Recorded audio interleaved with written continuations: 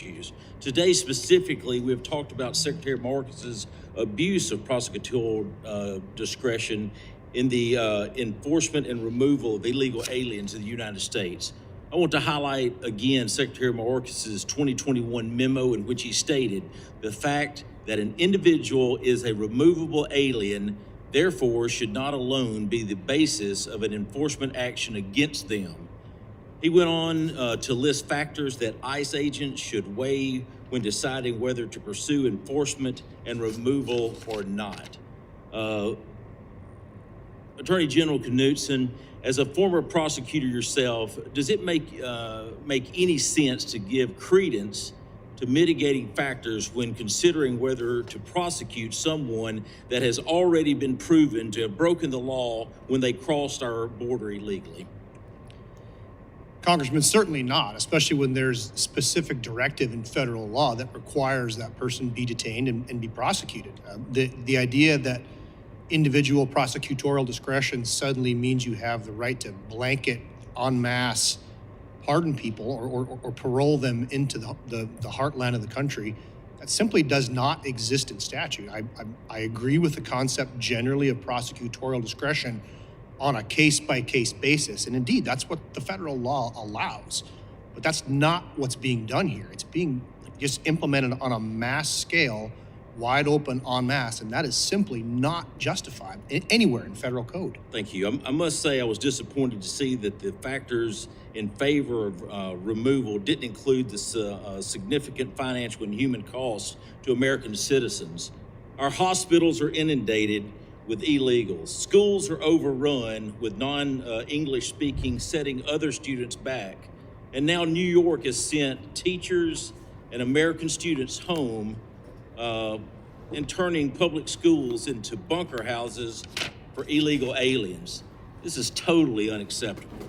Attorney General Bailey and Knudsen, you both specifically mentioned in your testimony that you do not view the crisis at the southern border as a resource issue. In other words, you both each explained to the committee why this is the case. Certainly, that's what our lawsuit about his refusal to build the border wall is all about. He is flaunting the commands of this body. He is nullifying your constitutional authority over the power of the purse. And when that authority is no longer effective, impeachment is the last option. And I would point out that what we have here is not a policy disagreement. It's a willful violation to carry out an explicit directive of this body and an abdication of his official duties. Mr. Chairman, Congressman, I would add that, that resources are being moved down there regularly. I mentioned I'm a northern border state. We have nearly 600 miles of border with Canada in my state. There's a large Customs and Border Control contingent in Montana.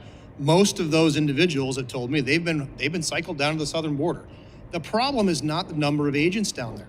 The problem is they are being instructed by Secretary Mayorkas to stand down and to not follow federal law. That's the issue here. Thank you. On September the 6th, 2023, the DHS Office of Inspector General released its report titled DHS does not have assurance that all migrants can be located once released into the United States. That title alone should concern every single person in America. This investigation reviewed nearly 1 million migrant records and found that addresses for more than 177,000 migrants were either missing, invalid for delivery, or not legitimate residential locations. That's nearly 20% if you look at this, and that right there is totally unacceptable. We talk about leadership by the Secretary of Homeland Security. Well, you think about this. The first thing that I saw at the southern border on one of my many visits is I noticed 20,288 border wall panels in storage. I came back to DC and found out that those 20,288 panels being stored in 3 different states, costing the American taxpayer more than $300 million. This is how they solve or try to work to solve the problem at the southern border. This is totally unacceptable, and this is another reason that we're here. Mr. Bowman, you're a constitutional law expert. Should President Trump have been impeached for a Russian hoax where the Steele dossier was created and paid for by the Clinton campaign? What do you think about that? Should that have happened? What were you teaching in your classroom? Go ahead and answer the question, and then we'll, the Mr. gentleman's Chairman, time will be- I'll yield to you, because after- I know he doesn't want to answer that question. No, you,